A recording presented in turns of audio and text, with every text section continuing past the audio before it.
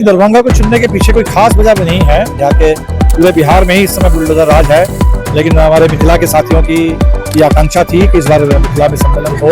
राज के रहते तो लोकतंत्र खत्म हो जाएगा। छात्रों पर जिस तरह से लाठी चल रही है। नमस्कार दोस्तों, दरभंगा के लहरियासराय स्थित पोलो मैदान में भाकपा माले के 12वें राज्य सम्मेलन की शुरुआत हो चुकी है।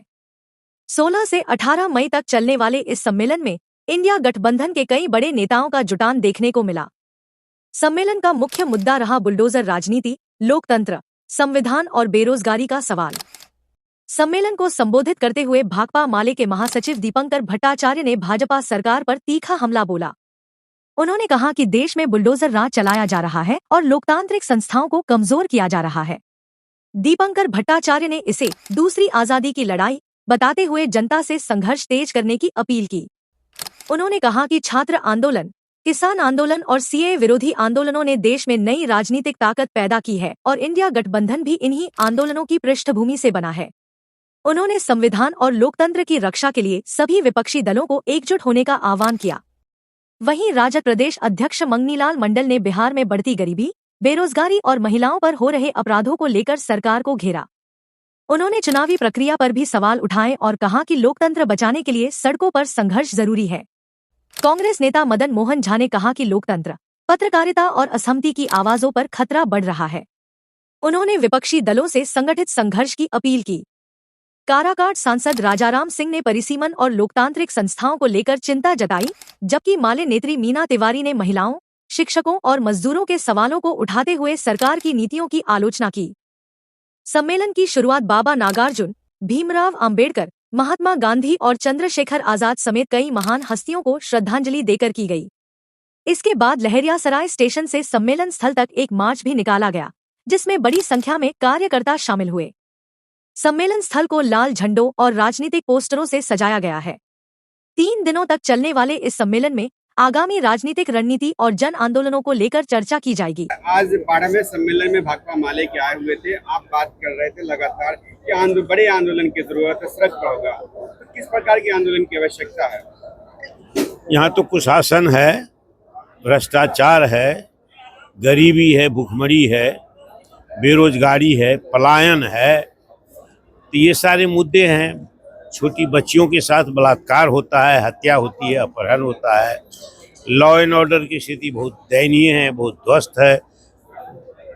तो इन सब के खिलाफ जो भारतीय मार्क्सवादी कम्युनिस्ट पार्टी माले ने आज संकल्प लिया है, उसके साथ हमारी पार्टी है, हम लोग भी हैं। और ये संघर्ष का जो बिगुल भूका है, संकल्प लिया है, उसमें राष्ट्रीय जनता दल शामिल है। समर्थन ही नहीं करती है, सक्रिय सहयोग हम एक हैं, एक गठबंधन है और गठबंधन महागठबंधन इस लड़ाई को लड़ेगा तेजी के साथ। यही एकमात्र रास्ता है।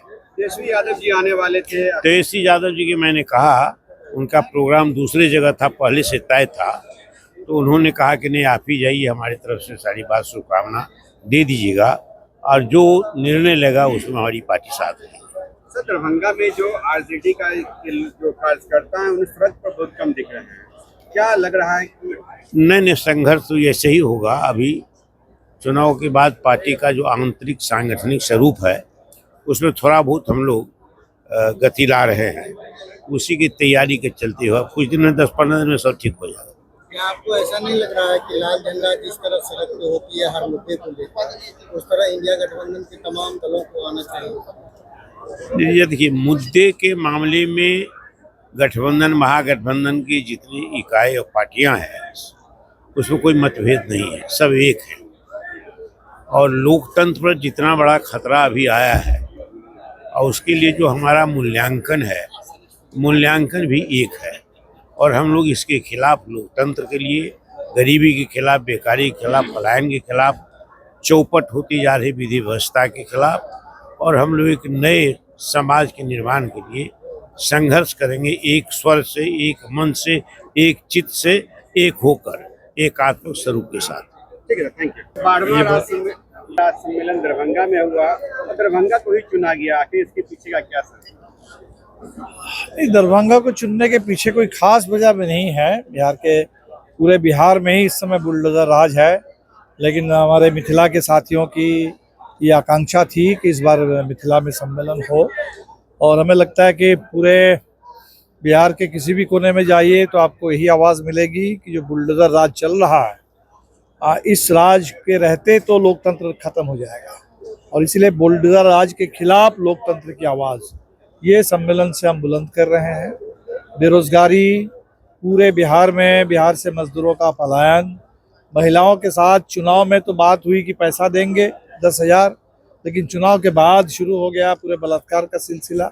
छात्रों पर जिस तरह से लाठी चल रही है, पटना में जिस तरीके से नौजवानों की पिटाई हुई है, तो पूरे सरकार ने तो चुनौती दे दी है जनता को, और जनता ने इस चुनौती को कबूल किया कि हम लड़ेंगे और लड़ करके अपना पूरा हक जो है उसको हासिल करेंगे। मुझे लगता है कि बिहार के लोग बिहार के बाहर भी लड़ रहे हैं, प्रवासी मजदूर जहाँ हैं, बिहार के अंदर भी हम लोग मिलकर लड़ेंगे। और आज जो अच्छी बात हुई कि पूरा का पूरा इंडिया गठबंधन यहाँ मौजूद था, और सभी लोगों ने एक स्वर से कहा है कि हम सिर्फ चुनाव के लिए गठबंधन नहीं है, चुनाव तो समय समय पर है, सिर्फ विधानसभा के लिए गठबंधन नहीं है, ये गठबंधन सड़क के लिए भी है, आंदोलन के लिए भी है, और तमाम जो बिहार के अंदर जो पीड़ित लोग हैं, पीड़ितों के साथ मिल करके उनके हक के लिए हम लोग लड़ेंगे। तो 3 दिवसीय ये कार्यक्रम है आपका, क्या क्या होने वाला है इसमें?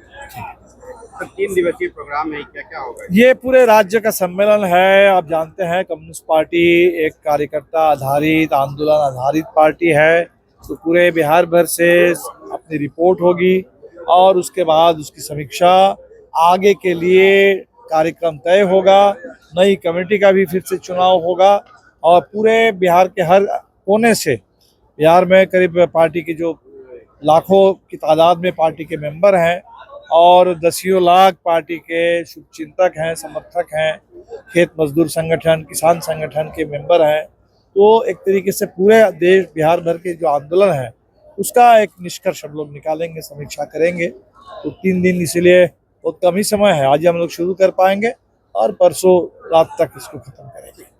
अगर आपको हमारी यह खबर महत्वपूर्ण लगी हो तो वीडियो को लाइक करें, कमेंट में अपनी राय जरूर दें, और ऐसी ही ज़मीनी खबरों के लिए चैनल को फॉलो करें। धन्यवाद।